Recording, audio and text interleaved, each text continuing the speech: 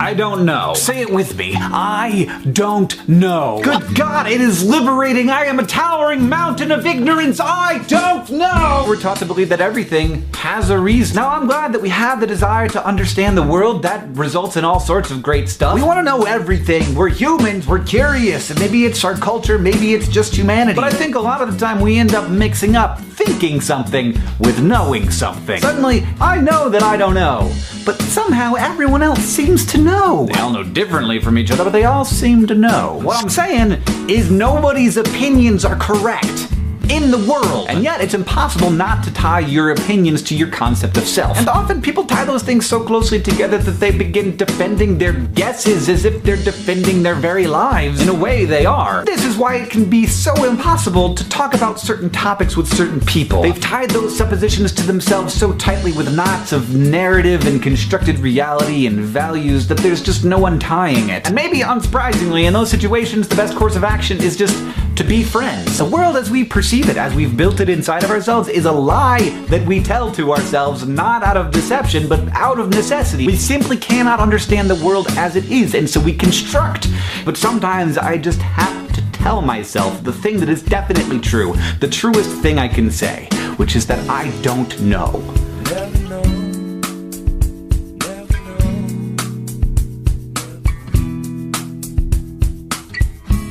This is the Everyone's Agnostic Podcast with Bob Pondillo and Cass Midgley.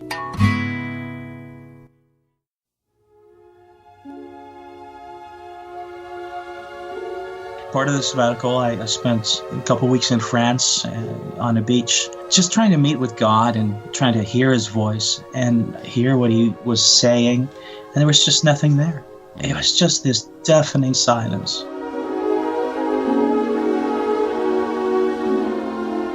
So all of the while I'm just going, is he actually there? Is this a mistake? Is the world different than I imagined it was?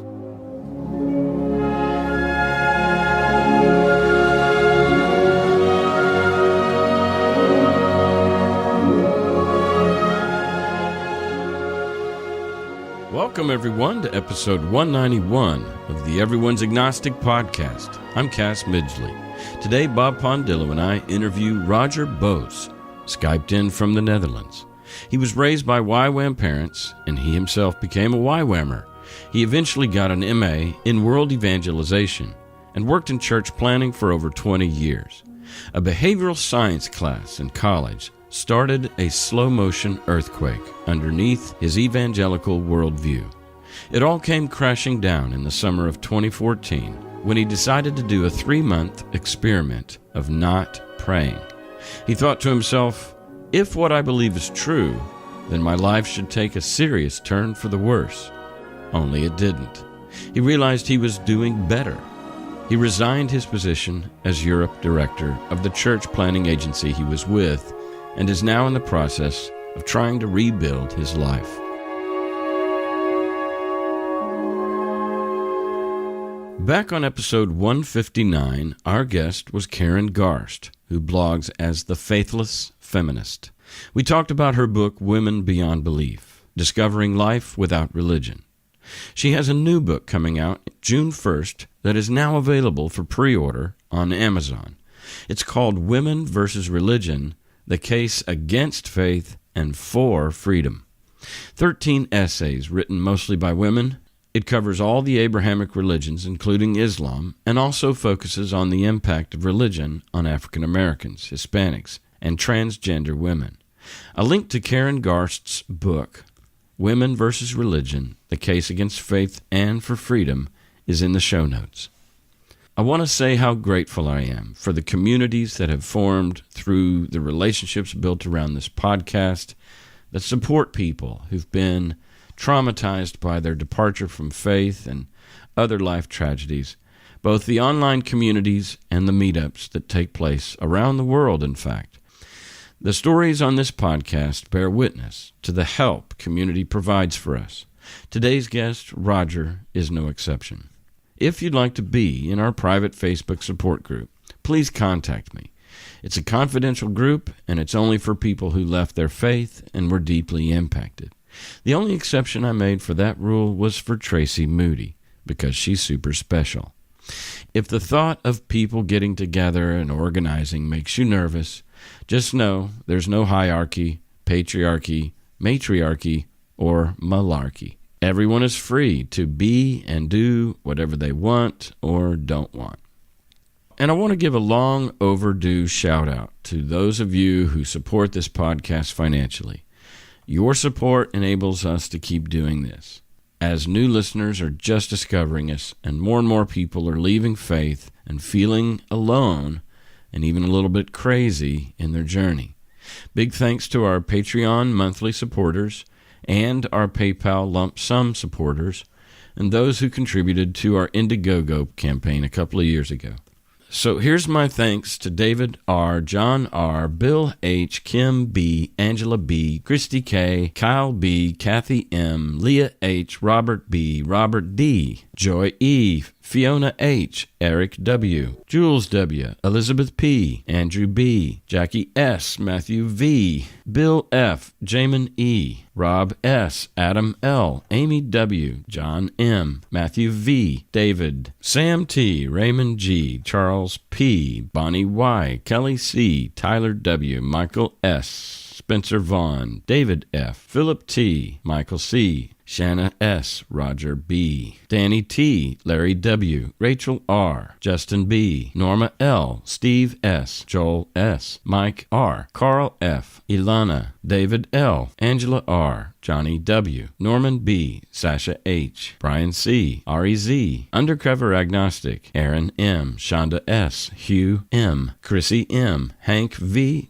Jeff L., Rex M., Steve D., Paulette H., Shanna S., Julia T., John R., Thomas D., Jennifer K., Abel, Charles P., Justin D., Kyle D., Carol S., Talani F., Sarah L., Melissa O., Orrin M., Susan E., Paulette H., Casey L. My thanks to you all. The people close to Roger in his life call him Ro, so that's what Bob and I call him. He's definitely one of the most devout Christians we've ever interviewed on this podcast. I totally related to his journey. It didn't bring me to tears in the live interview, but as I listened back to it during the edit, it hit me pretty hard in some moments and aroused some very tender, bittersweet memories about those years that Jesus and I were deeply intimate. For some of us, everything, and I mean everything, every moment of every day, was in communion with Father God through the Holy Spirit and my master teacher Jesus. Even as recent as this week, I was taking a late-night walk in my neighborhood, and I kid you not, I reflexively began praying in tongues. And I'm almost 10 years out from believing. Ro's memory of those years is very fresh, and his retelling of his story, his baring of his heart, that he still wishes that God was real, is extremely moving. So much so that it could be triggering, or it could be healing, to hear another dear soul, like Rose, share his heartbreaking story of deconstruction and reconstruction after the dark, confusing backpedaling of one's faith. One of the best quotes from this conversation, Rose said, "In the end, we are best served by believing in what is true and real and not holding on to a myth or a fantasy, however nice they are." Today, he's a professional photographer. He's 48. He and his wife have both left ministry and their faith. They have 3 young adult children, and we talked to him there in Holland on February 10th, 2018.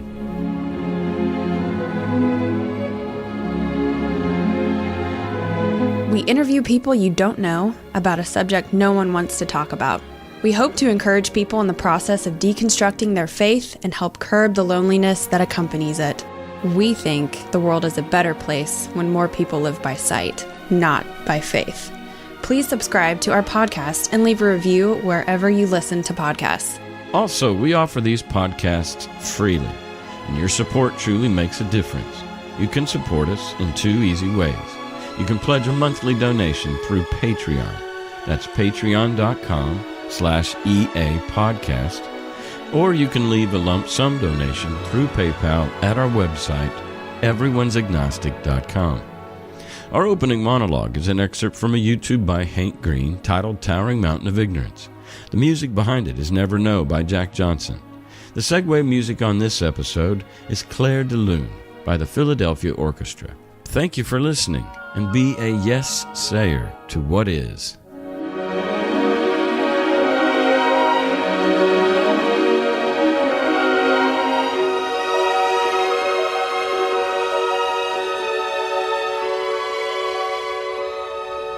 Are you there, Roger? Hi, can you hear me? Hey, Roger, it's Bob. Is it? Hey, Bob. Nice to meet you. I'm shaking your hand right now. Is it? How do you pronounce your name? Yeah, Rogier. So, my name is Rogier, and that's a bit of a tongue twister, Yeah. I'll admit. So my American or English-speaking friends call me Ro or Raj, and please feel free to do so. My wife calls me Ro. My parents always call me Ro. So, but it's short for Roger, obviously. Yeah. Yeah. And how about Bos or Boss? Yeah, Bos. Rogier Bos. Yeah. Well, man, thanks for coming on. I'm anxious to hear your story. I've got your timeline up in front of me, and wow, what a journey. You've been all over the world. Yeah. Yeah, I have, yeah. So with YWAM parents? Correct. So, yeah, my parents joined YWAM when I was around 12. Mm-hmm. And but even before that, my parents we lived internationally. I spent a couple of years in Southeast Asia, and then they joined YWAM, and we did a lot of traveling as well. What's just for those who don't know, like me, what's a YWAM again, Ro? YWAM is an international Christian missionary organization. It's an abbreviation for Youth with a Mission. Oh. I don't know how large it is now, but it's fairly large. Yeah. It used to be about 50,000 people internationally when my parents were part of it. Wow. It's very charismatic, lots of young people, very activist, high value for creativity, and just very gung-ho. I had a couple of kids from my youth group joined over the years. Yeah. So they go out and they do good things around the world, sure. or try to get people saved. Depends on your perspective now, doesn't it? Yeah, of really what's does. a good thing. Yeah. Yeah, but I mean, if they build roads or help people, those they do a lot of relief work. They were very well known for a big ship they had, the Anastasis, which would travel around the world and provide help in tragedy-struck areas, Sure. And also provide a lot of surgery. So they'd get people on board and perform surgery on them. Yeah, well, those are good things. Yeah. But then, those of are course, good things, yeah. But then, and my experience at YWAM was wonderful. I mean, I was a teenager. I was passionately trying to follow Jesus, and they were encouraging me in that sense, and it was wonderful. Yeah. But there's always that caveat, right? We're going to give you surgery, and now let's talk about Jesus. Afterwards, is that the kind of deal? I don't know. Not too much? I was a teenager back then. Maybe there was some of that. We lived in Amsterdam, and I was involved in quite a bit of mission work there, and did a lot of, for instance, giving out free meals to homeless people and drug addicts in the red light district downtown Amsterdam. I did that for a number of Christmases, and there it was very much, hey, here's a wonderful free meal. Can I sit down with you and talk to you a little bit about the reason for the season, if you will? Yeah. If people weren't open to that, that was fine. Also, it wasn't a high pressure thing. No. But Yeah, there was always like a quid pro quo going on, though. Yeah, I get you. Yeah. Well, second generation YWAMer then. Yeah, indeed. Yeah. You got any siblings? I do. I'm the oldest of 4. Wow. Where are they on the spectrum of religious? They're all very much still in. Okay. How recent is your out? It's about 3 years. Okay. That I came out. My dad died summer of 2015, and I came out to him and my 2 brothers a couple months before that. Mm-hmm. That was really the first time I started telling people that I'd lost what I once had. Yeah. What was your dad's reaction? Yeah, what happened? Okay, so my dad was a wonderful man. He was he loved Jesus. He followed Jesus and God with all his heart. He was humble. He's a good dad. Very much just wanting everything that God had for you and for him. Yeah. So my dad was sick. He had cancer, and my brothers and I took him to Berlin, which is about a 6-hour car drive from where I am, for a weekend. And the first night in the restaurant, my youngest brother said, "So, bro, tell me, what is it you believe now?" And my dad immediately pulled up his chair in an already crowded restaurant and said, "Yeah, this I want to hear." And so I proceeded to tell him my story. And in my story, I reach a point where I have 3 major questions. And I explained what they were and why I got there. And the next day, he came up to me. He said, "I want to write down your 3 questions again, your 3 issues." And I said, "Dad, I really don't want this to be a thing that you start to study it and then it becomes a debate between us." And he said, No, I understand. I want it for me. I want to think about these things because they're good questions. Oh. So he was really open and really warm and accepting. Yeah. Well, what were the questions? Okay, so if I can backtrack. Sure. I'm now 48. I've spent 20 years in church planting ministry. I'm now a professional photographer. I wanted to follow Jesus with my whole heart. That was my passion, to be about Jesus and his kingdom. Mm-hmm. And I thought that church planting was the most strategic thing to be involved in. I live in Europe. The secularization process has been underway a long time in Europe. Yeah. Church decline has been, rampant. A lot of people who come in your podcasts are afraid to come out as non-Christians to their friends. All my friends are non-Christians. And when I try to tell my friends, my colleagues and people I meet about my struggles here, they look at me like, "What are you on about? And why is this so difficult? We've left faith, a gazillion years ago. How come you're still stuck in these antiquated ways of thinking?" So it's the opposite pressure of living here in the South. I mean, it's a little different. Yeah. I'm always intrigued by the stories on your show. I've been listening for about 6 months now, and it's just amazing. So anyway, I wanted to follow Jesus, and I felt led to go to college, and I took a class on behavioral sciences. That's where the slow motion earthquake started for me, because all of a sudden I'm going, wait a second, there is more ways to see the world. Mm-hmm. And the way I interpret events, the way I see cause and effect after I pray for something, maybe I'm wrong.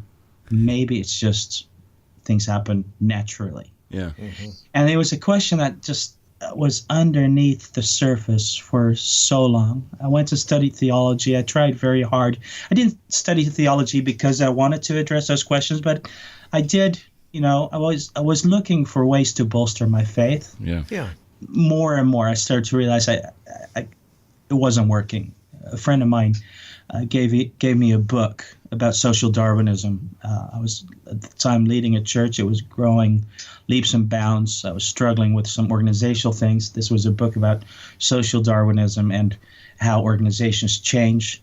And I read the book, and I gave it back to him, and I said to him, "Look, dude, what have you done?" "I think I'm a social Darwinist." He says, "Oh, man, I've been a social Darwinist for ages." He was a Christian. I said, "How can you be a Christian and a social Darwinist?" He said, "Yeah, I don't know. It just works together." Well, it didn't work for me. These were competing ideas. Right. Okay, so unpack that, because when I think of social Darwinism, I think of like dog eat dog.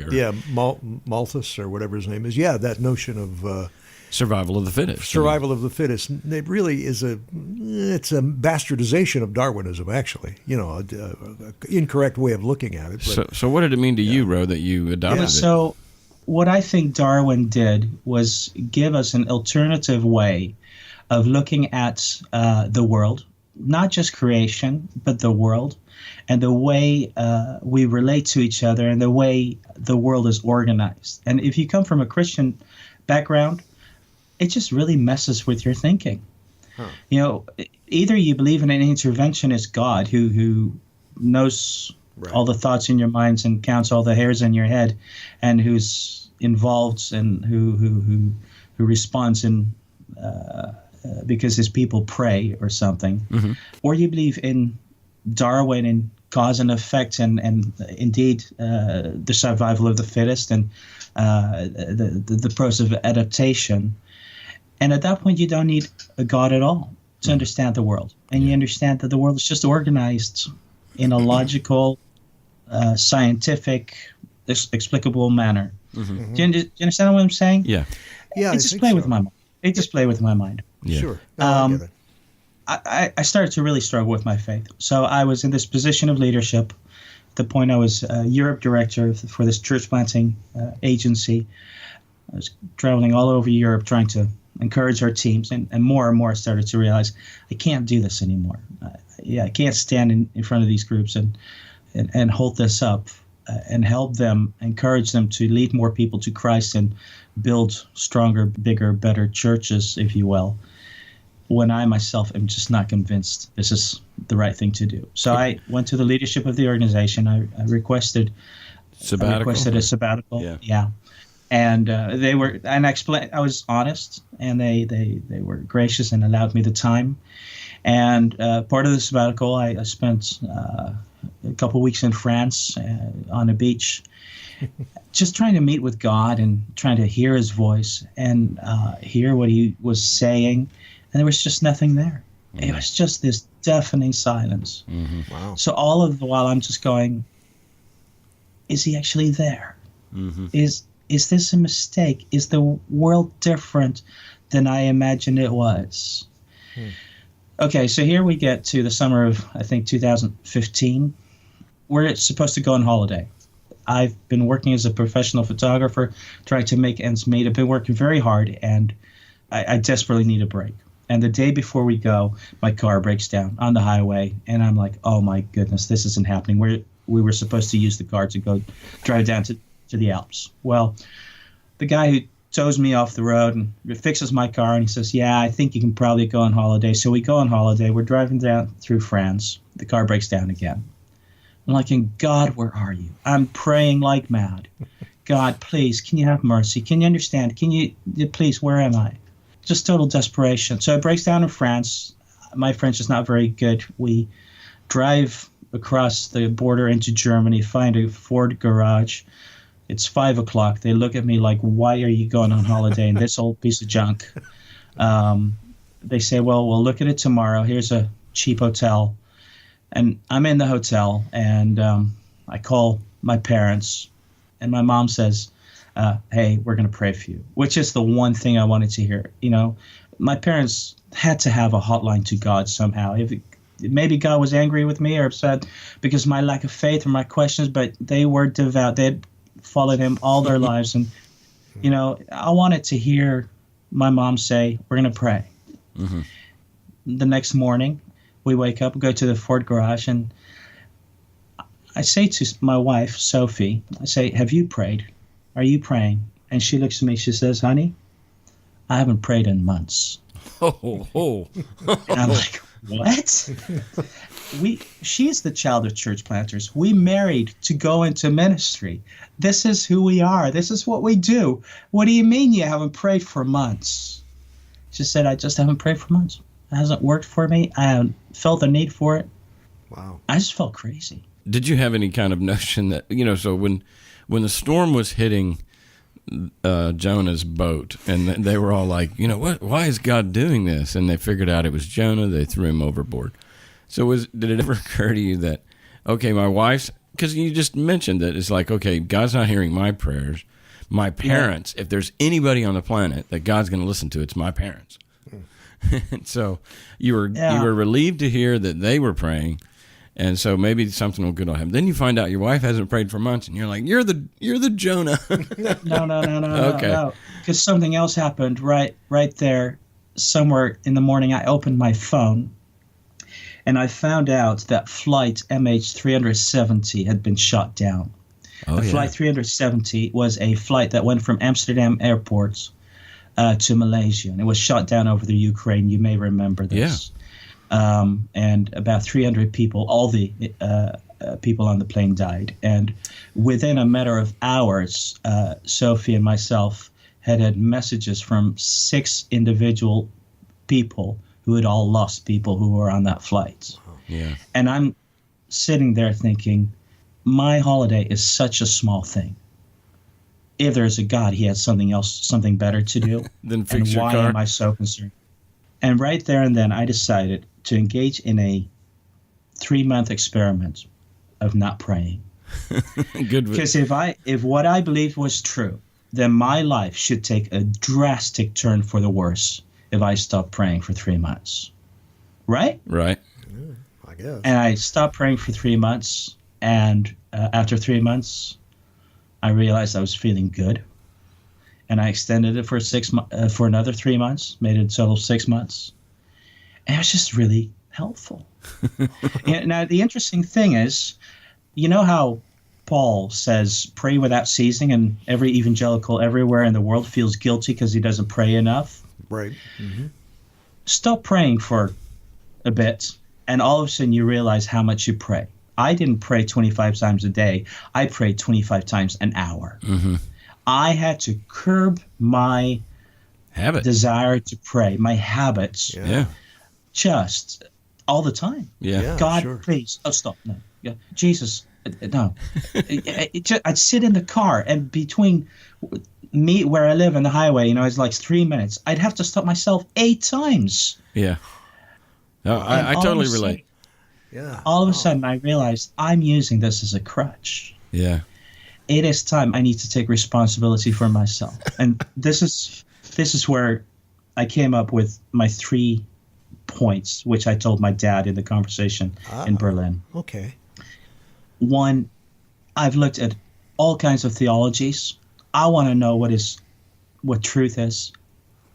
There is not one theology that I can totally buy into, or that all of these theologies disagree with each other. We have one book, this Bible, which is, the youngest documents are about 2,000 years old. And we have a gazillion theologies who they all differ. They all say, no, you need to understand it this way. Oh, no, actually, you need to understand it this way. Oh, no, you need to understand it this way. And if you disagree with me, I'll kill you. Right. There's all these theologies, and I didn't know where to look anymore. I had looked at Reformed theology, which is where my parents were and I was born and raised. Then I had looked at Pentecostal and charismatic theologies. Then I had gone to more classical evangelical theologies when I went and did my master's degree at Tyndale. I have a master's in theology, or world-evangelization, actually, from Tyndale. Then I looked at more progressive stuff like N.T. Wright and Rob Bell and Greg Boyd.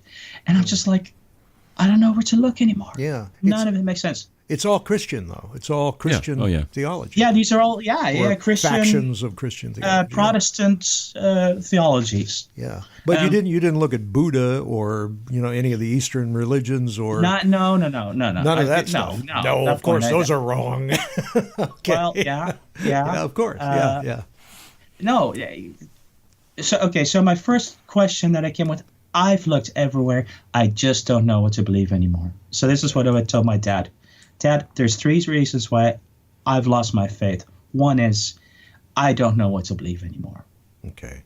2, I feel I need to take responsibility for myself. I've been using faith and prayer as a crutch. Mm-hmm. And I need to, this is, I've been listening to your show for about 6 months now, and you talk about agency. I didn't have that word, but this is what I realized it's about. Yeah. I need to take responsibility for myself. I need to quit looking outside of myself for someone else to design my life or to lead me in whatever way. I need to take responsibility. It's up to me. Mm-hmm. Right. And the third thing is I don't want to be crazy anymore. because I feel this is making me crazy. Literally, if you believe in an interventionist God, from where I live to the highway, there's 6 traffic lights. If they were all red, I'd be wondering, God, have I offended you somehow? Yeah. What's wrong? Yeah. And I have friends who look at me and say, "Oh, bro, don't take it that seriously." But if you believe in a God who knows the hairs in your head, who hears your thoughts and is concerned in it, then pretty soon you believe God is in the details. Yep. Of these details, and he's leading you, and you can detect what he's saying to you from the details, and this leads you to a vicious circle of just going round and round of praying, then looking at what happens, and then somehow detecting his leadership from it. And it was making me crazy. Wow. I didn't know what to believe anymore. I felt like God wasn't responding to me. I felt I needed to take responsibility for myself and not look outside but inside for who I wanted to be and what I wanted to be about. Well, I am so grateful to be reminded of this, because I'm so many years out that I kind of forget this mania. But this, I can totally relate to this. And, I was reading your bio, and you went to Toronto for the Toronto Blessing. So I know the vein of Christianity that you're in, and it's the same as what I was in. And we were rigorous and zealous in our pursuit of God. We wanted to be men after God's own heart. We wanted the hand of God, the blessing of God, the favor of God, and that was first and foremost of our lives. Exactly. And we're talking about a God who he'll guide and direct your paths. If you're faithful, and if you're a man after God's own heart, then he will open doors. He will protect you from bad doors or whatever. I mean, a lot of Christians are social Christians, where it's just kind of something that they compartmentalize, or they it's a part of their knapsack of life beliefs or whatever. No, this is live, eat, and breathe Jesus. Yeah, totally. Yeah. And it's crazy making, and you start to pick up on that. And I'm sorry, but Ro and I were in our 40s when it finally, when we finally, had some kind of, what the heck? You wandered the desert for 40 years. We did. We went around that mountain for 40 years. Yeah. But instead of like going into the promised land, we said, here's the keys. I'm walking back to town. I mean, Yeah. that's a Steve Taylor reference. But, That's a Steve Taylor reference. Yeah, I know it. Yeah. yeah. Yeah. Wow. But so number one, grappling with all the theologies that contradict or that battle over and it really is just people trying to come up with an explanation for the unexplainable. And number two, take responsibility. Get your agency back, and if you ever had it to begin with, but and then three, I felt like I was going crazy. Ryan Bell did the year without God. You did 6 months without prayer, and you both came up with the same conclusion. Yeah, that's right. Well, I'm out to my close family. Yeah, but I was in Christian ministry and leadership for a long time. I have a lot of international contacts, and the reason I wanted to come on your show was to tell my story, but also to come out to them. So I'm going to post this on my Facebook and on my blog. I'll invite them to listen and to hear where I am. I feel like a lot of them are approaching me. They're approaching the old Ro. Yeah, the guy they know, and I'm no longer that guy, and I feel like I want to be honest about that. But I want to be very clear. I'm not here because I want to be. No, I'm not in this spot because I want to be. I'm here because I can't go anywhere else. There you go. Wow, so true. And would to God that He would respond to me, and that I could hear Him, and that He'd be close. For the first, year and a half, I used to wake up at night from dreams. And in these dreams, I'd be in some worship meeting or something, and all of a sudden the presence of God would come close, or Jesus would walk in the room. Mm-hmm. And I'd go, "Oh, there you are. There you are. Finally." Mm-hmm. I'd say, where have you been all this time? And of course he wouldn't answer, because God doesn't give an account of his mysterious ways. And I'd wake up and I'd be sobbing, and my pillow would literally be wet. Because I realized I wanted it so bad, but it wasn't real. Mm-hmm. Wow. How about that? Well, you see these pictures of Jesus Camp and the kids and and the adults, and they got their hands raised, they got their eyes closed, they got tears running down their face, and they literally are trying to seek the face of God. That's it. With all their heart. It's what they want more than anything. And you're supposed to want it more than anything. Yeah. Well, and that was me. Yeah. For a very long time. And what I want to say is, I'm not here because I want to be in the spot. I'm here because there's no other place for me left to go. Yeah. I find it interesting too. You know, the three things you talked about was the true believer and the finding your agency and not, crutching on God so much and that type of stuff. But what about things like heaven, hell? These are the big things that a lot of people, these are sometimes in some of the conversations we've had, these seem to be the big triggers. They go, I just can't imagine my friend burning in hell or something, or homosexuality or whatever, Was there any of that? Yeah, certainly. I've been trying to remember back, and I don't know when I made the changes on some of these issues. Homosexuality must have been about 15 years ago that that's a weird one to me. I was born and raised in a strong purity culture, which had its own bad effect on me. But even a long time ago, I didn't understand why evangelicals would seek to legislate the whole issue of homosexuality. If you want to be a church that resists people marrying in your church, fine, but why legislate it on the national level? Certainly, if I have the right to believe and practice what I want to believe, then somebody else should have the right to practice and believe what they want to do, right? Right. So the whole legislation thing, I didn't understand. And, of course, I live in a country that's extremely tolerant to the LGBTQ community, and I'm proud of that. Sure. I like that we are tolerant like that. But it was never a big issue. But heaven and hell was a huge issue. Yeah. Man, as I'm realizing that my faith is just slipping away and I'm trying to, I think I'm hell-bound. Mm-hmm. And, of course, I'm reading the books and saying, okay, well, maybe I don't believe in hell, but I believe in annihilationism, the idea that God just destroys the wicked.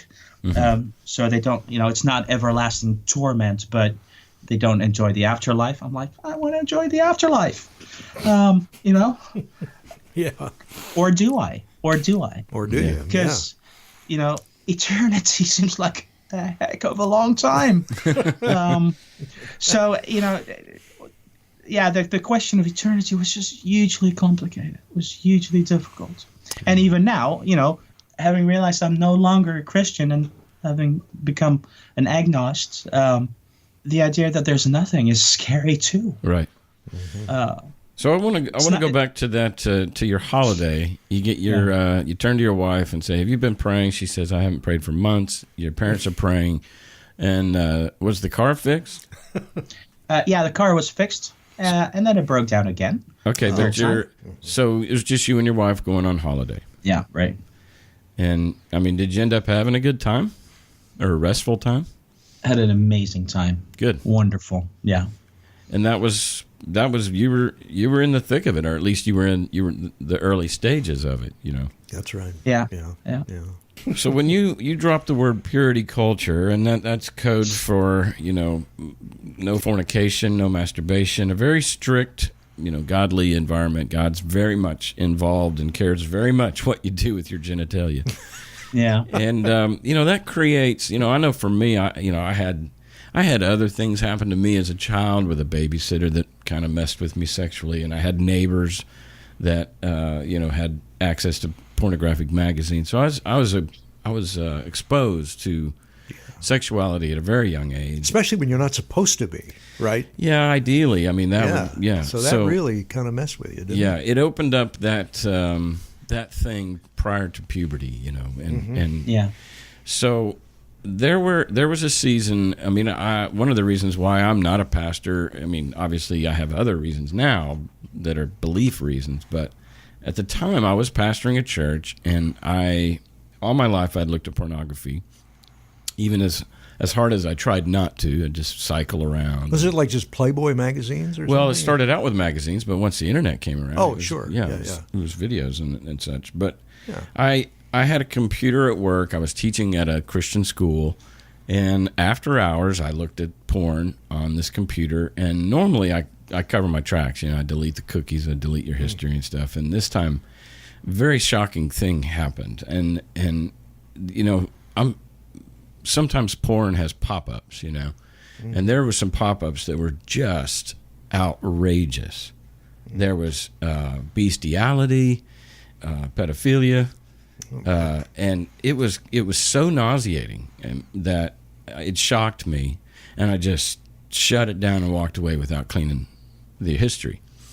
So whenever I was there's a person got on my computer and saw that I had looked at porn. Not only did they see that I looked at porn, to them it looked like I was looking at pedophilia and bestiality. Right. Yeah. And so I was fired from that school. I was disciplined. I had to step down as pastor, and they immediately enrolled me in what would be known as it'd be Holy Spirit guided therapy for sex addiction. Yeah. No kidding. Yeah. And so it turns out that the whole theory of whether sex addiction is a thing or not, like if it's a real thing or not, is very much alive. Well, I'd be in it. When I was a kid, I looked at Playboy magazine and stuff. And it's hard to know what's natural or what's just an outgrowth of what it means to be human. Yeah. And then is there something like the definition of, or at least in my mind, of addiction, at least when it comes to drinking, is that you can't just have one. That it controls you. Like once you have a sip, it takes over your person, and next thing you know, you're out of control, and nor do you have the power to stop drinking the next day. Those kind of things. Okay. Well, so if it's that nature of pornography or that nature of sex, to where you have to hit it like a cocaine or something. You have to go get that rush. So I noticed that on your timeline, Ro, that I talk about that. Yeah, you talk about that, and that I do. And so talk about it to whatever extent you're comfortable. Yeah, sure. No, I put it on there because it's part of my story. My parents were very comfortable talking about sex, but every conversation we ever had about sex started with a statement: "Sex is wonderful, but only for married people." And it had that statement 20 times in the conversation, and it ended with that statement another 10 times. Yeah. Just to make sure that they understand that all this talk about sex is only in the context of marriage. Exactly. Okay. So I'm 7 years old, and I walk into a men's bathroom one day, and I see urinals. And I don't know if I've never seen them before, but I saw them and I see these oblong shapes, and I see men opening up their zippers and doing whatever they did in the urinals. And they were just peeing. I mean, there was nothing improper going on. But it just, this oblong or oval shape, it sexualized me. And I'm lying in bed that night feverishly thinking about this and feeling so guilty because sex is only for married people, and God says it's wrong, and you can't. Wow. And that's where. And you're 7 years old. 7 years old. I remember this. I was 7. Well, let me ask you this: we call them urinals over here, but urinals. That's urinals. Yeah. We know what you mean. We know what you mean, but is it somewhat of a vagina? Like, is it the urinal? Yeah, to me it was. Yeah. To me it was like a vagina. Yeah. Yeah, it's like, here it is. And you stick out your your dick in it. Yeah. Penis in me. Wow. Yeah. Wow. That's a new one. I hadn't heard that one, Joe. Wow. But I mean, to be 7 years old. For me, sex was on the horizon. It was always. And then we moved to Amsterdam, and Amsterdam has the red light district, and Dutch people aren't exactly shy about sex like Americans are. So there's sex everywhere. You'll see your first pair of naked boobs on TV before 7 p.m. Not a problem. You go to the beach. You've talked about this on the show before, Cass, in how in Europe you. It's just like that. Yeah. Nude beaches, Yeah, exactly. Well, not just the new beaches, all the beaches. Women used to go topless. It's different now because of this skin cancer fear. Right. But for a long season there, lots of women would be topless on the beach, and my mom would frown, and often we wouldn't go to the beach because my mom didn't want my dad to lust or me to lust or something. Sure. I discovered masturbation, and I felt so guilty. I was 14, I think, and felt so guilty, and there was porn here and there. And so I went to confess. I went to my leaders, first in the youth group and then in the church. I said, I struggle with this. I can't stop. And it's like, it's there, once, twice a week, whatever. Yeah. And one day we're in this church. My pastor, the pastor of the church, says, "Hey, he approaches me. He says, I want to get a group of guys together. I want to be accountable to each other in this area." And he said, I need it too. He wasn't doing it for my sake. He was doing it for his own sake also. So in the room, 4 or 5 people, we met a couple times. And then one day he says, "Hey, I've come to the conclusion I'm a sex addict." And he looks at me and a couple of the other guys. He says, "I think you guys need to consider if you are too." It was the first time I'd heard the word addiction connected to sex. Yeah. And I'm like, oh, well, that must be my problem. Because apparently all these other guys, I was the only one confessing this stuff. All these other guys have no problem with it. Little did I know. Yeah. But, he was a man of integrity in that sense. And he invited me into this journey. And I saw myself as a sex addict. And I went to counseling. I went through programs. I went through demon exorcism. I spent a lot of money in conferences and inner healing and 12-step groups, certainly inside and out. And for the longest time, I thought I'm a sex addict. And this impacted my marriage, of course, severely. Interestingly, Sophie and I have a wonderful wife. We've been married 27 years.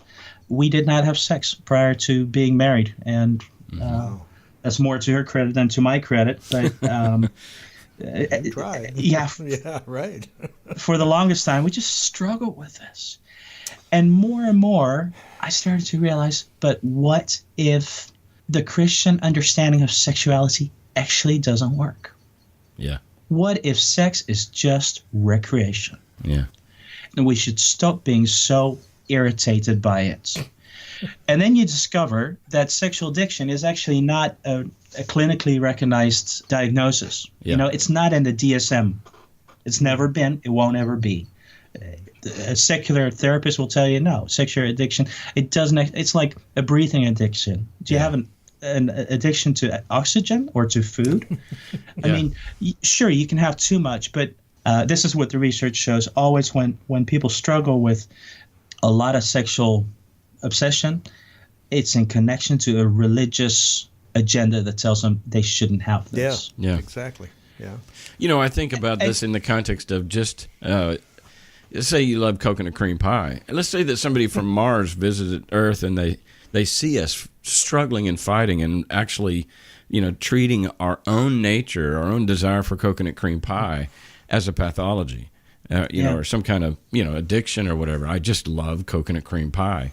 And it's much ado about nothing, and yet it is very traumatic. And it's life fucking. I mean, it'll fuck up your life just by hating what is and denying, like, this is relax, it's just sex. Yeah. That's the healthiest thing in and that's what American, especially America that's steeped in religiosity and all these purity imposed on what it means to be sexual. That's what we need. We need to adopt relax, it's just sex. Yeah.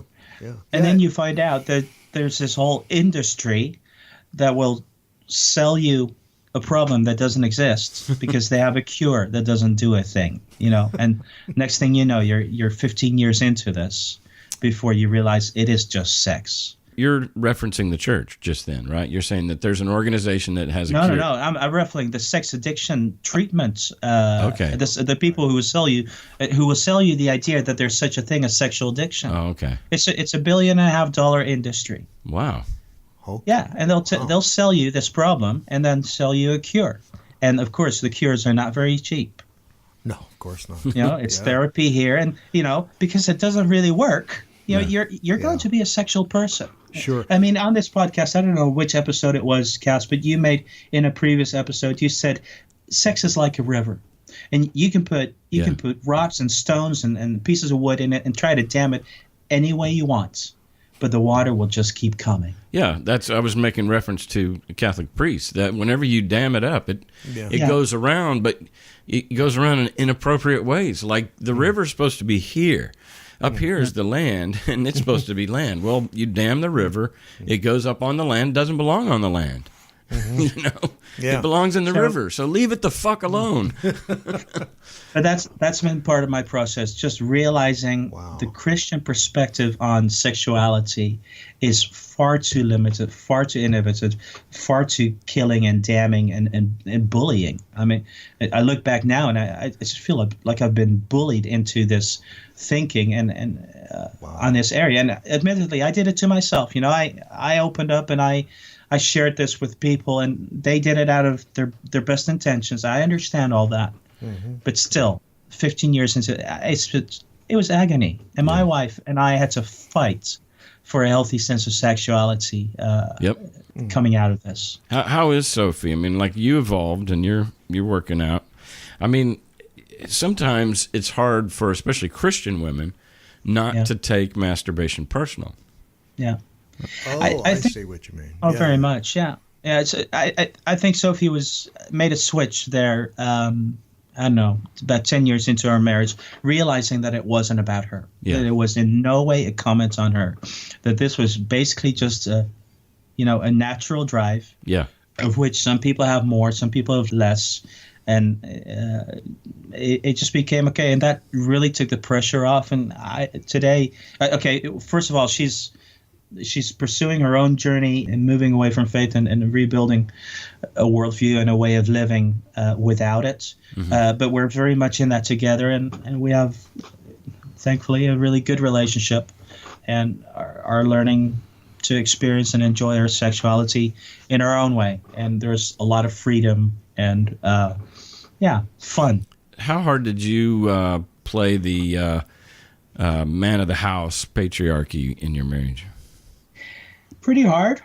Yeah. Really? Yeah. Wow. Yeah. She'll listen to this and she'll go, there's the question. That's the question he should ask. Yeah.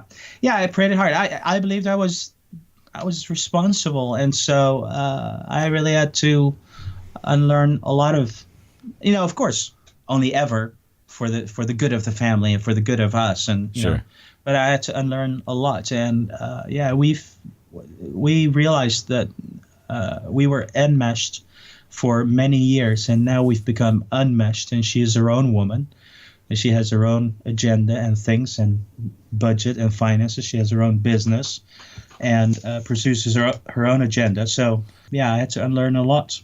I like that term, enmeshed and then unmeshed, and that's differentiation. That's going from codependent to interdependent and equals and partnership as opposed to patriarchal marriage and hierarchical marriage. Did you ever do anything like make a decision on behalf of the family because God told you? I'm sure I did. I'm not sure anything comes to mind. Yeah, well, that's a sore spot for my wife and I, is that there were some times, some big deals like moving across the country or spending, lots of money on something that God said. I mean, people do. I mean, I'm sure in church circles or in boardrooms where you're meeting with other elders of the church, and we're debating what to do next, and somebody says, "Well, God told me," and that's the trump card. That's God told me. Yeah, you pull out the God told me, and everybody else kind of has to kowtow to it. Wow. And it is a form of bullying, Okay. I mean, you don't know it at the time. You think you literally heard it from God. Nobody's malicious in that sense. Can you say, well, okay, but God told me this? Exactly. And that's what happens. It does happen, yeah. And you both play the cards. Oh, what a bunch of crap. I don't know that I did that too much, Cass. I realized that me pulling the God card and her not having the same sense of God speaking to her was just a form of manipulation, or could easily become a form of manipulation. And I don't think I wanted to go there. I grew up with that enough to not go there. But I had another problem. My problem was anxiety. Okay. I pulled the hierarchy because I struggle with anxiety, because I struggle with a sense of, am I okay? Are my interests being covered? Will I get enough love, affection, care? And that's where why I sometimes resort to the power play. So it's a matter of control. Like you're kind of a controller then, or you were. Yeah, very much. Yeah. So, Ro, when you You told your dad those three major questions that we talked about. What was his reaction eventually after he thought about it? We didn't come back to it. He died not long after that. I'm sorry. Yeah. Yeah. He wanted me to give the eulogy at his funeral, and he was a Christian leader. He was a theologian. He'd written a couple of books. His funeral drew a large crowd, even though it was in the middle of the summer. It drew a really large crowd, and we knew it would. And I said to him, I said, "Dad, are you sure that you know where I am?" He says, "I want you to deliver the speech." And I was absolutely sure about it. So, which was very affirming, and accepting. Yeah. So did you share those three questions with any of your siblings? Well, my two brothers were there. When you unpacked that? Yeah, when I unpacked that. They were there that night in the restaurant. My youngest brother had asked the question, and that's when I told them the whole story, and including the holiday to Switzerland, breakdown of the car story. So my two brothers have heard the story. My mom, maybe not so much. Part of me wanting to come on this podcast was also, to the extent that I've alluded to my lack of faith, it seems like people are afraid to ask questions. And so I wanted to come on this podcast to tell my story and then to give an opportunity for people to ask questions and to respond. So part of this is me coming out and telling the story. Yeah. Well, I feel like one of the benefits of such a thing, which I don't know if I've ever thought about it this way, and I'm sure other people have used it like this, but one of the things is that, like you said earlier, Ro, that no, I'm not here because I want to be. This is hard, and no one would choose this. This has been, it's a mess. And maybe somebody would say, I don't really want to have this conversation one at a time with all my friends. Mm-hmm. And so if they want to know your story, if they want to know why you're out, if they're truly curious about their friend Ro and why his journey took him here, then you can just say, go out to episode whatever of Everyone's Agnostic Podcast, and there you have it. And it kind of saves you from having to say it over and over again. Is that any kind of the incentive? Yeah. No, not really. Okay. I really don't mind the story, and I welcome the conversation. This isn't me trying to be efficient with time and money. Okay. I just have lots of friends who live long distance. Yeah. And I see them once in a blue moon, and they assume that we can continue the conversation where we left off 3 years ago, not realizing that in those 3 years or 5 years or 8 years, I've done a massive change. Yeah. I can put it on Facebook, but this is too long and too involved to just put a blurb on Facebook. Do you think a lot of your friends will go, once they find out, I don't want to talk to him because he'll taint me. He'll turn me. Oh, I don't want that. I've wondered about the responses.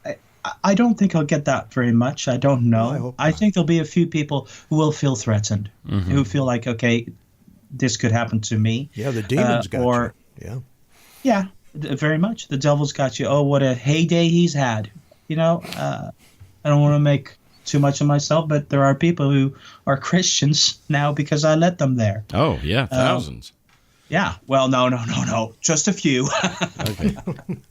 That's where I feel guilty. I feel like I need to be honest with you. I need to tell you this is where I am, and I'm not here because I want to be.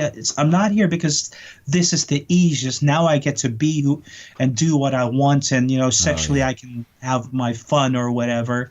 It's not about that. Yeah, but that's where they go. Don't know who else to go. Yeah. Well, some of them may do. Yeah. You wanted your debauchery, and I think there's also there's a strong sense in Christianity, and it comes from Pauline scriptures and stuff, and that is fight the good fight and remain faithful. And Job said something like, "Though he slay me, I will follow." I will follow. Yeah, I know it well. Yeah. So there's this inner faithfulness that is so esteemed within Christianity, and you dropped the ball, Ro. Well, thank you, Cass. I am quite aware. Yeah. No, I know. I always add this to my story. I always say, look, I I just reserve the right to change my mind. And I do reserve the right to call for a pastor or a priest when I'm on deathbed. But this is where I am right now. Yeah, that's cool.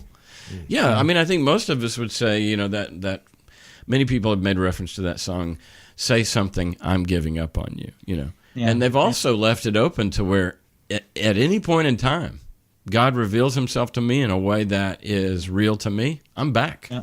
I'm back. Yeah, totally. So, yeah, if people want to pray for me, there will be people who say, well, I'm just going to really pray for you. Hey, more power to you. Please do. Yeah. I love it. Well, that's interesting because not everybody feels that way. I've heard on the, a lot of ex-Christians on the websites and the Facebook sites, when somebody says, I'm praying for you, they're offended by that, but not you. No. Can I refer back to an earlier episode you had with Dr. Winnell, or is it? Yeah, Marlene Winnell. She said, for some people, losing their religion is like finding out Santa Claus isn't real. Yeah. It takes you about an afternoon. You go, oh, okay. So my parents brought the presents? Oh, okay. But for me, she says, and for some people, and this is what's true for me, it's like discovering that your mom isn't real. Yeah. Your mom who's bathed you, who's fed you, who's birthed you, who's nourished you, who's cared for you, who's comforted you, who's dried your tears, who's laughed with you, who's tickled you, who's read you stories, who's put you to bed. She's a figment of your imagination. Wow. Yeah. That just blows you over. Yeah. Isn't that And that's amazing? what it's like for me. Wait a second. All this time? And we referred earlier to the fact that we're in our 40s, 50s. I think back of the movie The Matrix where Neo is offered the pill. I'm amazed I took the pill after all. And, Morpheus goes, we don't offer the pill to people after a certain age. I feel like I'm definitely after that certain age. Yeah. And I took the blue pill. Or I think it was the blue pill. I can't remember which one. And I'm in this alternative reality now, realizing that this is the real world. Yeah. So you go to behavioral science, it rocks your world. I think that time at the beach, I'm reminded of Dave Warnock's time at his beach, And you're there, it's just a deafening silence. And I think this other phrase that comes up a lot, that it starts to occur to you, and especially on your holiday trip, the world is happening exactly as it would if there were no God. Yeah, exactly. Yeah. This is another principle that I picked up on a while ago. What's it called? All else being equal, the simplest explanation tends to be the right one. Yeah, Occam's razor. Yeah. Occam's razor, that's what it is. Thank you, Bob. Sure. Yeah. And I would apply that to all my spiritual experiences. Like, what's really going on here? Is this really God intervening somehow? Or is this just things happening naturally? Yeah. Well, before we get into the home stretch, what about your children? I know they're young adults. They're in their 20s, right? They're 19, 22, and 24. All right. Well, where are they, and how do they feel about your deconversion? First of all, they all have biblical names. So to all my Christian friends, being pregnant right now or having babies somewhere in the near future, I would really encourage them not to give your kids strong biblical names. Wow. Because right now that sort of sticks out. We love them. We love our kids, and they have great names, but they're very Christian names. Everybody who hears their names immediately knows, think they know where Sophie and I are coming from. Right, like Shadrach and Meshach and Abednego, or something. They're called Joshua, Judah, and Joel. Oh yeah. Oh, so it's not so bad. But Judah is a strong, unusual name, I suppose. Yeah. I sat down with them. They grew up in the faith. Sure, they're preachers' kids. They are, yeah. They also are basketball players, so they've spent a lot of time in the gym. There's a part of the story I haven't told yet, but I was fired as a pastor in 2007, and at that point they were pretty young still, and all of a sudden I had nothing to do on Sundays, and we just went to the gym with them, where they played their games. So the amazing thing now is they walk into a gym. And it's like their church. They have community there. They have friends there. They know how to behave there. And I recognize in them just looking at them from a distance, I recognize that they have the same level of comfort there walking into a gym that I used to have in a church. I'm not an athlete by any stretch of the imagination. They are. They walk into a gym and they just feel so at home. They just so belong. So a couple of years ago, I sat down with them at dinner and said, look, you've noticed that in the past couple of months and years, we've started to pray less at dinner time. And these days, as soon as mom puts the food on the table, we're all sitting down, we say, enjoy your meal, and we just start eating. I want to talk about what's happened there. And so they responded very openly and warmly, and I think each of them is on their own journey. I don't inquire too much, if you will. Yeah, I get it. I don't either. Yeah, I mean, they're on their own journey, and it's none of your business, and you respect their space. Yeah. They may each of them have a level of faith in the existence of a God somewhere. Yeah. There's a sort of a phenomenon happening in America now, in the United States, that the millennial generation is what they call them, or Generation X, and they are moving away from religiosity and I guess maybe into more spiritual kind of thinking or whatever. But organized religion doesn't really play a big part in their lives, and they push back against it too. Yeah. They don't like the way homosexuals are treated, gays and lesbians and stuff. Yeah. So there's that. So maybe it's a phenomenon that's worldwide. I don't know. Well, it's been happening in Europe for decades. Yeah. I mean, 10% of my generation at that has some sort of religious affiliation. On a given Sunday, 3% will be in church. Of the younger generation, it's a lot less. The evangelical tradition used to be really strong in Holland, but now it's in major decline also. This is just happening all over the place. So you mentioned you got fired from a church. You want to share why? Yeah. I was, the short version, I'd like to say I slept with the church secretary and I stole the offering because it's a lot easier. But the truth of the matter is I did neither of those two things. But I just got into a conflict over the vision of the church, the long-term direction. I helped plant this church and they had asked me to lead it. We were growing leaps and bounds. There was a lot of conversion growth. And we were approaching, about 200, 300 people. Wow.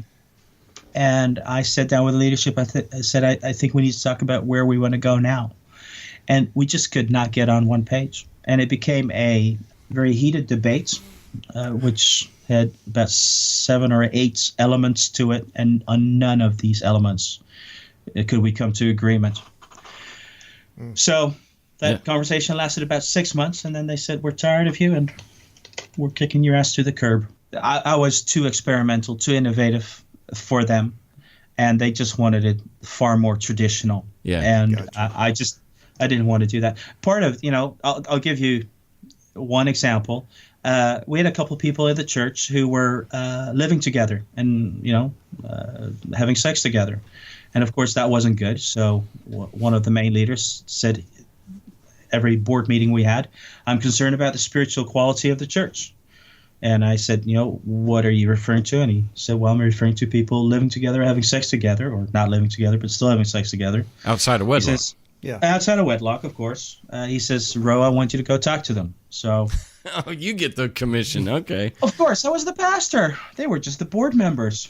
So I went and talked to them, and that didn't go over well. And a couple months later, 2 weeks, 3 weeks later, they were still doing it, and it was obvious. And the guy on the board said again, I'm concerned about the spiritual quality of the church. I think God is not happy with this. And Ro, I think you need to talk to them again.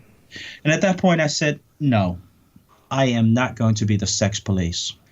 And they did not like my refusal. Yeah.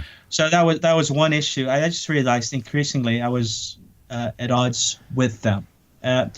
Being fired from a church that you've helped plant and that's doing so well, and where people are making some amazing steps, was just about the most painful experience in my life. Yeah. Wow. So, is it still going? Is the church still around, or is it lost membership? No, they're still going. They haven't changed, grown, they're still the same. Some people are attracted to that, I guess. Yeah. I don't know. You still live in the same town with that church? Yeah, we do. You run into those people? I do, on occasion. Yeah. What size town do you live in? Rotterdam is 2.2 million people. Oh, wow. It's a big town. The larger Rotterdam area, yeah. Yeah, it's So sort of like Nashville. Yeah. Yeah. So you mentioned in your timeline vacation in Italy, and you read Brene Brown's book, Daring Greatly. Mm-hmm. How'd that affect you? Two people have really helped my wife and me just in rethinking how we relate to each other and how we relate to the world. Brene Brown and Esther Perel. And this is a shout out to both of them. I think they're big fans of the show. Oh, okay. No, I'm just kidding. You should have them on. Mm-hmm. Brene Brown's her book Daring Greatly, about being courageous and taking courageous steps, has been very, very helpful to both my wife and me in our business endeavors, but also in this step of saying, okay, we're moving away from everything we've known, the community of people we've known, because it's just not working. Yeah. So it's really bolstered courage and helped us, but to do so not in a proud or arrogant way, but rather with vulnerability and health and good conversation to it. Yeah. So I know Brene Brown is still somewhat of a Christian. She's kind of got one foot in, and Yeah. What Esther Perel? What's her thesis basically? Esther Perel's thesis is that she writes on marriage, the state of marriage. Okay. And how we do relationships, how we do romantic relationships. And her understanding is that, we used to marry for economic reasons and for the sake of the family and et cetera. But now we marry for a gazillion reasons: love, romance, belonging, protection, best friends, etc. And it just creates really, really, really high expectations of what a marriage is. And so amazing disappointment when it doesn't work. Right. And I think Esther helps people sort through that and also figure out, alternative ways of dealing with all the issues that are involved, including sex, other ways to look at configuring your marriage. Yeah. So she like Brene has the credentials too. I mean, like she's a psychologist. Oh, very much. Yeah. Oh, very much. And does she have a secular approach? Oh, totally. Yeah, Okay. yeah. All right. Good. Yeah. One thing that's been really interesting is if you break down the Christian worldview, what do you replace it with? Yeah. And man, that's a journey in all of itself. We use the word deconstruction. You use it easily, but really deconstruction isn't a word. It's a two-part word. Yeah. There's the destruction, and it's not hard breaking down, the Christian worldview. Well, yeah, it's just like a house. You take a sledgehammer to that drywall, and it's kind of fun. Taking it down. But what do you place in its stead? Yeah. Reconstruction. The construction. Yeah. And pretty soon you realize that the Christian tradition is so rich and so multifaceted and multi-threaded, and it has so many parts to it. Not only is there Christmas and Easter, but there's Pentecost, and there's Good Friday, and there's this, that, and the other, and there's the community, and there's love feasts and agape feasts and baptisms and rituals, and you name it. And all of a sudden you step away from all that. Mm-hmm. And not only that, but all of a sudden you go, is the universe really empty? Yeah. Is this all there is? And what do you replace it with? And that's been really hard. And that's where this community with Lisa and her husband has been helpful also. Yeah. And this is, I think, where I need help now. Yeah. Figuring out what do I replace it with, and how do I build a life that's meaningful and fun and helpful in this phase. Yeah. Well, you're describing one of the reasons why a lot of people don't leave. Is they look at that and that's daunting, and the people say all the time that the pitfall of atheism is nihilism, and that you can really get depressed. There's no hope, there's no meaning, there's no purpose, there's no trajectory. Yeah, and, exactly. And especially almost like an addict, if you're used to that, then you really do miss that and want to go back sometimes. I think that at the end of the day, we're best served by believing what is true and not holding on to a myth or a wish or a vision. Absolutely. But dang, it's hard sometimes. Yeah. Yeah. Okay, so Ro, I got a question for you. Did you ever prophesy over somebody or be prophesied over in those 20 years? Oh, yeah. Yeah. Well, your little thing, this reconstruction, deconstruction metaphor reminded me just now of a very significant, the most significant prophecy that was ever prophesied over me. And what the guy said was, I see a house, I see a tornado coming and destroying the house. And the reason that God destroyed the house was the foundation wasn't big enough, and he needed to broaden the foundation and then rebuild something on top of it, And at the time, I'm just like, eating this up because, for one thing, I'm on God's mind is a big deal. Yeah. And then secondly, I did feel like that my vision for the church, my ideas of how the church should operate and what we should be doing and how we're showing up in the culture I felt very constrained by the old model, and the new wineskin, that whole metaphor was a big deal to me. So I was just eating that up. But now that I look back, now obviously I don't believe in prophecy. I believe he was just pulling it out of his ass. But the truth is that I did tear down the house because the foundation wasn't wide enough. Turns out it was true. Yeah. But I hear what you're saying as far as, and I couldn't, in fact, I may make that the pull quote because I love that we are best served when we believe things that are true. And I know that sounds commonsensical, but I'm telling you, man, that is my new mantra, as far as the truth will set you free. We're going to be happier when we acknowledge the truth. It's what yes saying means. It's kind of an Eastern thought, even. Yeah. It's like, don't get attached to anything. I mean, just roll with what is. Roll with it. Yeah, exactly. Yeah. And we're avoiding suffering. Like that's Buddhism in a nutshell. Let's avoid suffering. You asked about that before, Bob. Did I investigate Buddhism and Eastern religions?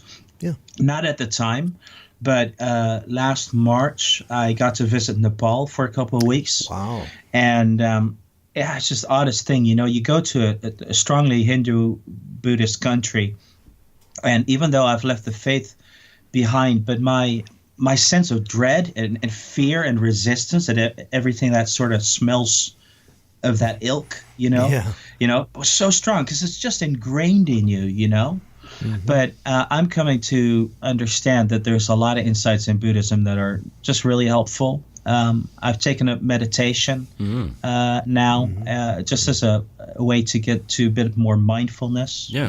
Controlling the monkey mind a little bit more. Yeah, sure. Sam Harris recently did a podcast about Buddhism and about meditation, and he basically, Sam Harris is a total he's into it. Proponent. Totally denies any supernatural possibility, but he says you strip all of that out of Buddhism, there are some really helpful insights there, and I totally concur. Yeah. Well, you mentioned that you were a not a worrier, Anxious. but an anxious. And I mean, I can totally relate. Like meditation anchors you and grounds you back to like just your body, as opposed to, like you said, your monkey brain's going nuts. And it's extremely helpful. It's really been helpful for me too. Yeah. You do meditation. Yeah. Okay. Can I ask how you do it? Okay, so it's very casual and it's very quick because I'm kind of adult ADHD. Okay. And I smoke, and so I actually use my smoke breaks at work. The type of cigarettes that I smoke are 10-minute cigarettes, and which is twice as long as your typical Marlboros and stuff. Okay. And part of my breathing in and out is inhaling smoke. But what I do is these are some common phrases that you hear. I feel my body weight pressing down on the earth. So if I'm standing, it's just on my feet. If I'm sitting, it's on my butt. Sometimes I'll straighten my back and I'll, concentrate on my breathing. And I was a vocal major in college as far as singing, and I was trained on how to breathe with the diaphragm. And you think about historically, I thought when you breathe in, your stomach goes in, But actually, if you're breathing with your diaphragm, your stomach goes out. Yeah. And so I'm just concentrating on that. I'll tell you one thing that's also key is I bring my awareness to all the sounds. Yeah. Typically, I'm not even aware of the sounds going on. If a train's going by, if a bird's chirping, I'm totally unaware. Well, during meditation, I literally just try to pique my interest in what am I hearing. Yeah. And if it's a jackhammer in the background, because there's a lot of construction going on campus where I work, then so be it, And then I feel whatever degree of wind or air is hitting my face. I just become aware of all my five senses. Live in the now, as they say. And it grounds me from being out in the stratosphere of anxiety and trying to solve the world's problems. Do you use a mantra? No, not per se, but I do have some words that I key in on. Like right now, I have two words that I do repeat, and that is there's one of many, but this is release and accept. And I'll just say that over and over again. Yeah. So in the case of you were talking about, Ro, unmeshing from your codependent relationship with your wife and trying to rediscover this new thing. Well, Mindy and I are totally in that. I mean, we've been in that for over a year. We started dating at 17 and 15 years old, and we're deeply religious and Christian, and so we have so much arrested development. I'm not kidding. It's sad and horrifying, and a lot of work, and we still have a lot of work left to do. But one of the things is I release her and I accept her. And I release myself and I accept myself. And, so that's one. The other thing is, what is true? That's one of my, I ask myself, if I'm in that place of contemplative silence and solitude, I ask myself, what is true about right now? So not the past, not the future, just what is true right now. Yeah. And the truth is that I've had a meal today. My stomach is full. I don't have a cold. I don't have a cut on my finger or whatever. I don't have, I've paid the electric bill this month. What is true? What is true right now? And the truth is, I'm okay. Everything is okay. Yeah. And I know that sounds babyish to have to tell yourself that, but you give yourself a hug and you say, I'm okay. Yeah. My brother's a PhD in psychology, and he actually does that. He'll say, okay, I understand. It's very sad, but how are you right now? Right now. How's things right now? Yeah. Not in the future. Which I think is called Rogerian something or other. Which is appropriate for our guest today. Yeah. How are you right now? Right now, not too bad, when you think about it. So, does any of that ring true for you, Ro? Yeah, very much. For me, dealing with anxiety really means I have to check in with myself a number of times a day on how am I feeling, what's going on, where's my anxiety level or thermometer. I've started using this app on my phone called Headspace. Yep, totally love it. Yeah, and it's fairly new. I started at the turn of the year, January I started, and so I'm a little ways into it. But I'm just noticing the benefits already. I did a photo shoot on Thursday to photograph a bunch of lawyers, and I just noticed that the way I was conducting myself in a fairly high-strung environment just totally took the tension out of it and made them feel at ease and quieted everything down. And I credit that to this. To mindfulness. To finding more peace within myself, focusing more on just what's here right now and the person in front of me rather than all the noise around. Did you end up subscribing and paying for a subscription to Headspace? Yeah, I did. You have to after 10 sessions. 10 you do. So I think it's $40 or $70. Yeah. And I may not stick with it, but after I pay this $40 or $70, it's more likely that I will. Yeah, there's an incentive there. Yeah. Yeah. So. Yeah.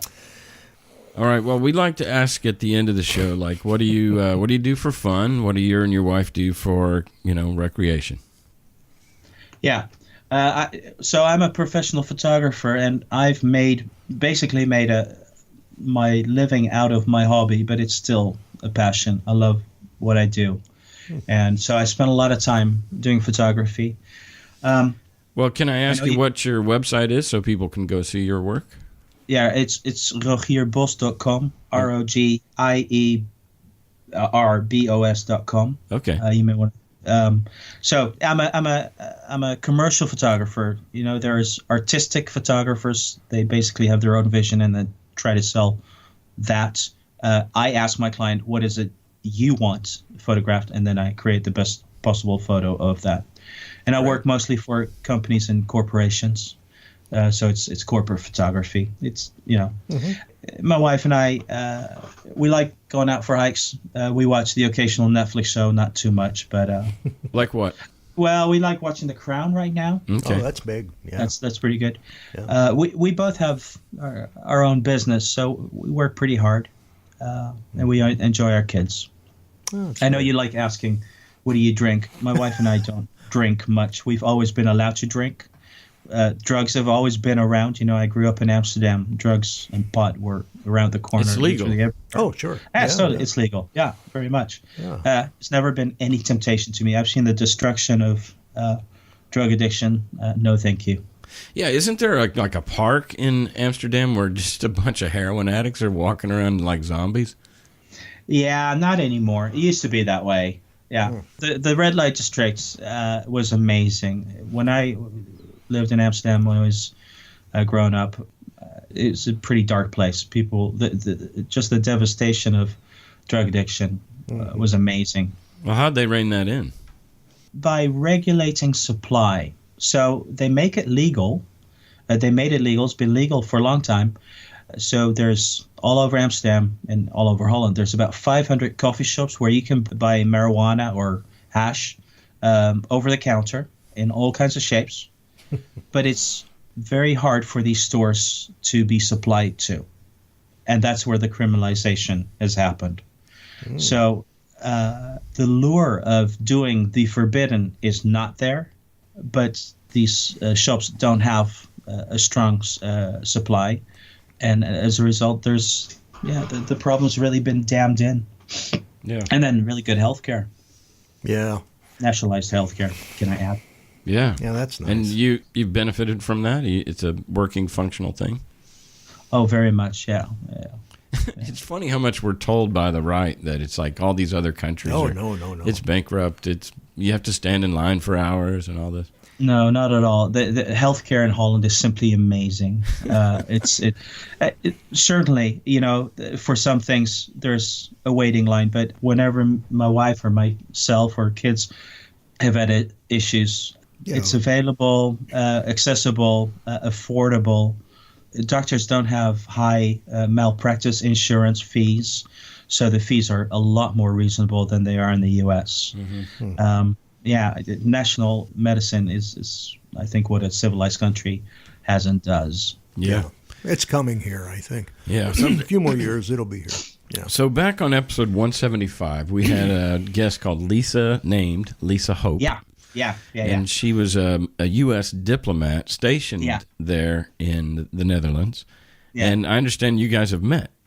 Yes, we did. So in the summer, for me, all of this was just majorly tumultuous. I was like so struggling. I'm like, man, there's got to be some support somewhere. So I found this podcast, and one of the first people you had on there was Lisa. Yeah. So I contacted Lisa and said, yeah, you don't know me, and this is going to sound really weird, but I really understand your journey. I'd love to get together with you. And so my wife, when she heard about this, said, yeah, I want to tag along. And so we met Lisa and her husband, John. And we've been meeting together with another couple also a couple times now. And yeah, we'd love to meet other people who are in this journey here in Holland. And it's sort of interesting for me. I mean, you have a bit of a community in Nashville, I understand, or in the area where you live. Right. Well, in a way, there's everyone's agnostic, little bit of a community growing over here on this side of the Atlantic now also. That's outstanding. That just gives me chills, man. That's so awesome. Beautiful. Yeah. So if there's people who are interested in dialoguing with us, we just meet, I don't know, once a month. It's not very programmed, around dinner and just have fun and chat. Just talk about just talk about the struggles and where are you at and what's going on and what are your latest thoughts and discoveries and frustrations. It's very helpful. Very helpful. That's great. That's beautiful. Yeah. Yeah. Wow. Well, thanks for sharing your story. You got anything you want to put a bow on? Thank you for the opportunity, and thanks for what you do. This podcast really has been very, very, very helpful for both my wife and me. A bit of a lifesaver, I should say. Thanks to both of you. Thanks, Ro.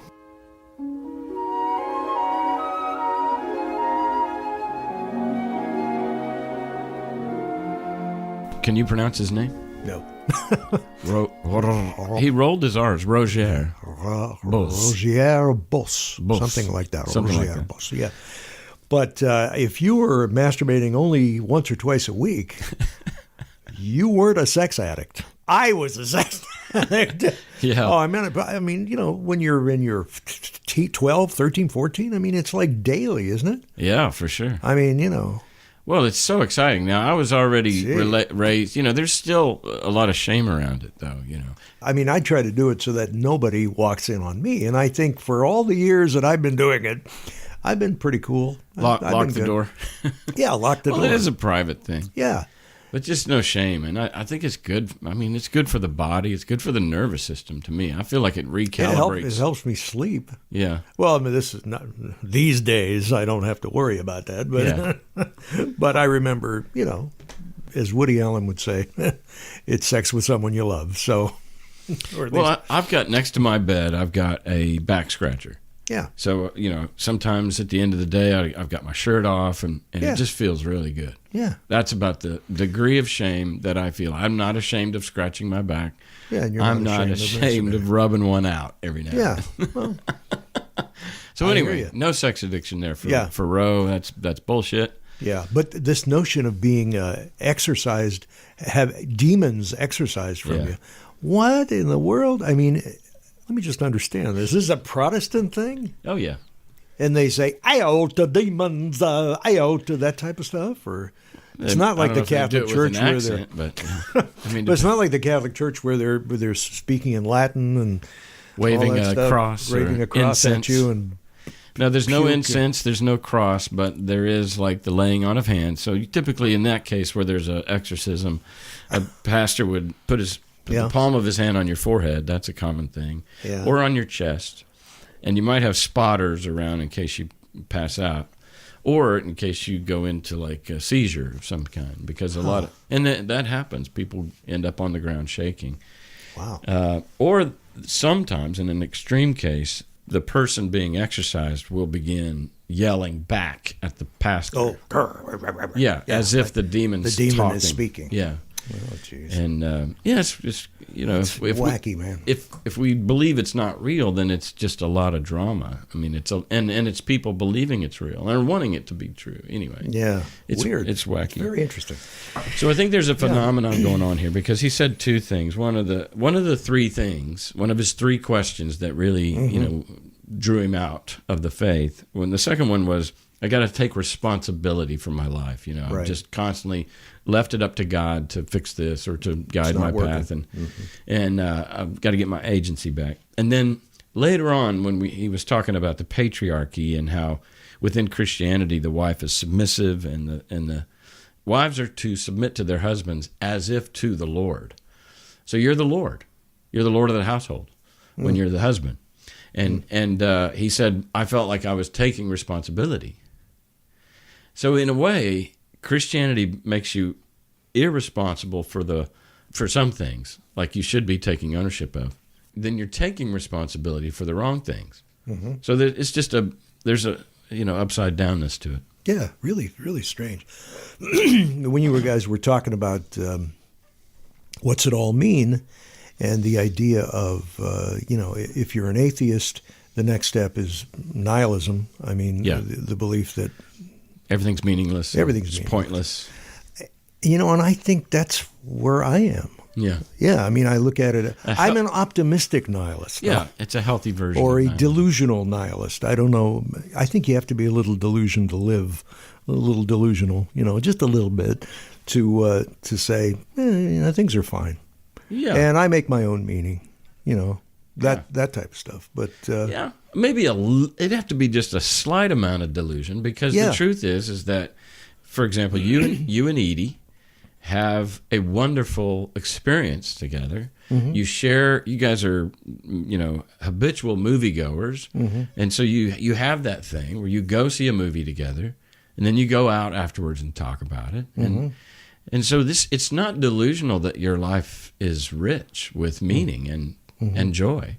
Yeah. It actually is happening. Yeah, it's funny that you mentioned that too, because, we'd go see a movie and we'd walk out of a movie. This is a parallel example, very interesting. And of course, being a grumpy old fart like I am, I'll come out of the movie and say, oh, that was just ridiculous. I mean, by the end of the movie, it's like, lovey-dovey, everybody's happy, and,